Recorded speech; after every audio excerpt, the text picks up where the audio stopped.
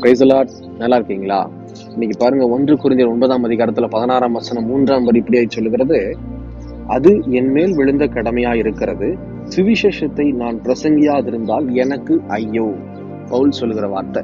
இந்த வார்த்தை நிறைய பேருக்கு பெருசாவே தெரியாது. ஒரே ஒரு காரியம் சிம்பிளா சொல்லிடுவோம், இது போதகருடைய வேலை, சுவிசேஷகருடைய வேலை அப்படின்னு சொல்லிட்டு நம்ம ஒதுங்கிடுவோம்.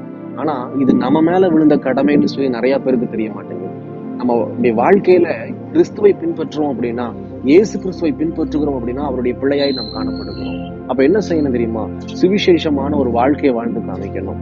எப்படி வாழலாம்? தானியேல் என்ன செய்யறாரு? அந்த வேலையில உண்மையா இருக்கிறாரு. அவர்கிட்ட இருந்து ஒரு குற்றத்தையும் காண முடியல. அது சுவிசேஷ வாழ்க்கை. யோசேப்பு வேலைக்காரராக இருக்கும் போது பரிசுத்தத்தோடு உண்மையா இருக்கிறார். அது சுவிசேஷ வாழ்க்கை. வேலை சிறிதோ பெருசோ உண்மையா வாழ்ந்தீங்கன்னா அதுதான் சுவிசேஷம் உள்ள ஒரு வாழ்க்கை.